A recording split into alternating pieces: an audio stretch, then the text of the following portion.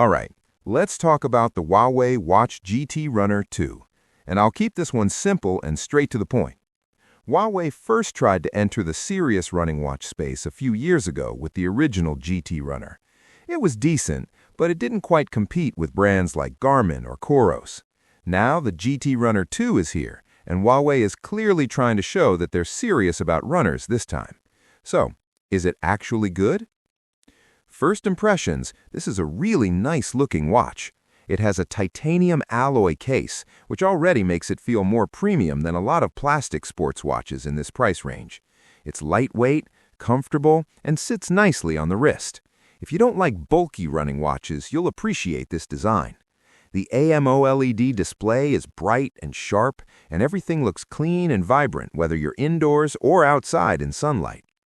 You also get two straps in the box, which is a nice bonus. Small detail, but it adds value. Now let's talk about performance, because that's what matters most in a running watch. The GT Runner 2 comes with dual-band GPS, and overall the tracking is solid.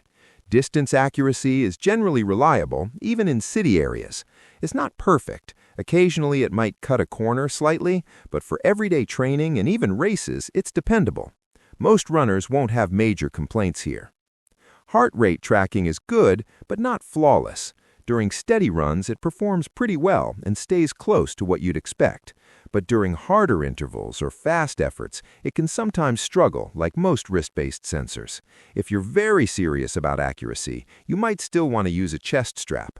For casual and intermediate runners, though, it's more than acceptable. Where Huawei really loads this watch up is with training features. You get adaptive training plans, VO2 max estimates, lactate threshold testing, training load insights, and even a marathon race mode that helps you pace yourself during a race. On paper, that's impressive. And for beginners or people who don't want to pay for a separate coaching app, these built-in plans could actually be very useful. But here's the catch. The race time predictions can be inaccurate. And the problem is that Huawei uses those predictions to shape your training plans and race targets. So if the watch underestimates you, it can limit the goals you're able to set.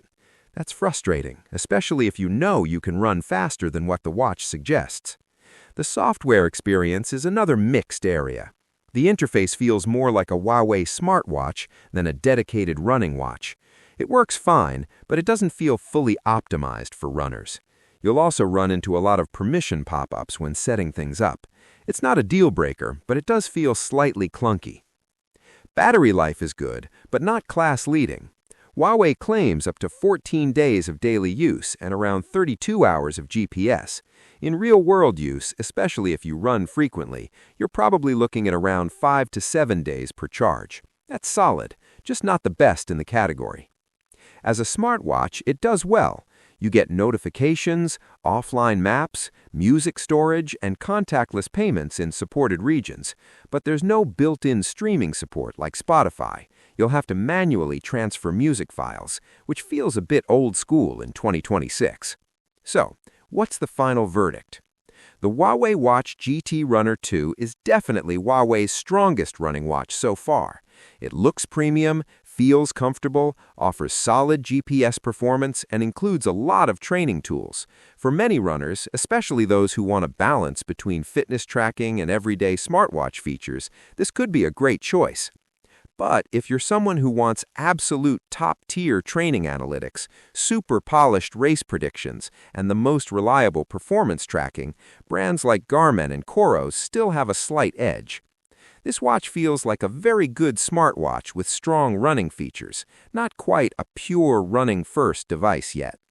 Still, it's a big step forward for Huawei, and it shows they're heading in the right direction. Let me know what you think. Would you pick this over a Garmin at the same price? Drop your thoughts in the comments, and I'll see you in the next one.